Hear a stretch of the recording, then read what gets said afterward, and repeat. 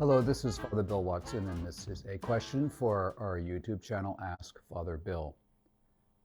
And the question is, what is a discerning life? Well, are there boundaries to a discerning life? The person hungering for a Christian discerning life must admit that there are good and evil cosmic spiritual forces seeking our allegiance. But more than allegiance, each spiritual force wants our eternal fealty and our eternal service. And knowing how high the stakes are in the game of life, our first task then is to affirm that good and evil exist, and to affirm the good and to reject the evil. We do this in the yearly renewal of our baptismal promises in the Catholic Church. It's a rejection of evil and an acceptance of the good. So when I set out to reject evil and embrace my goodness, my discerned choices then align with my authentic human nature, which so happens to be a nature consciously crafted in God's image and likeness. God is light. In him there is no darkness, as 1 John 1:5 tells us. So another prerequisite to having a Christian discerning life then is to know the boundaries or the rules of the game. Every rule and boundary St. Ignatius incorporated into the rules for the discernment in the spiritual exercises are tethered to the Decalogue, the Ten Commandments. The boundaries of our discernment choices, therefore, must be within the boundaries of the moral vision God revealed to humankind in these commandments. God revealed these moral codes to humankind. The commandments are actually codes of right conduct that God gifts to humankind to get us back on track, living out of our dignity as children of God. So the rules and the boundaries are for our goodness and our happiness. You might say this is self-evident. At one point in time, I might have thought that too, but we live in a different time.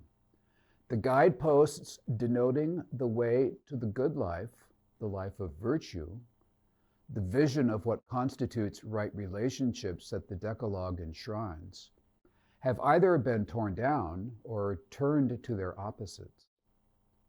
Extreme violence and outright canceling can result if persons or groups who publicly affirm Judeo-Christian beliefs about the human person and the value of life trigger the growing classes of determined activists who see Christianity and Catholicism in particular as the very antithesis of healthy normative values that lead to human happiness and flourishing. So first, you need to affirm that you believe the commandments and the moral guidance Scripture and tradition interpret as their righteousness is true. Let me say that again. First, you need to affirm that you believe the commandments and the moral guidance Scripture and tradition interpret as their righteousness is true. Here is an example to make a point. You have a new car and its owner's manual. You really love the car. You could operate the car differently than the manual specifies, but sooner or later, more likely sooner, you will have a problem with the car. You have strong belief the creators of the car know what they are doing for optimum performance and your driving pleasure, and you readily and trustingly follow their guidance. So let's get specific with an example in the Christian world. You are married in the church, you have a loving spouse and 2 great kids. You are troubled because you have a deep infatuation with someone at work.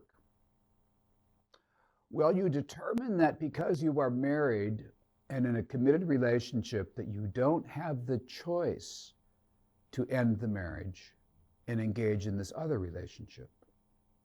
You have the choice, but you've made a vow. You believe that it is a vow you can't break.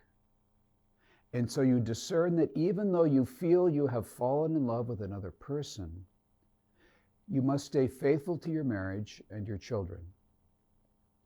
In this, you have trusted in the moral boundaries of your faith that God gifted us for our happiness.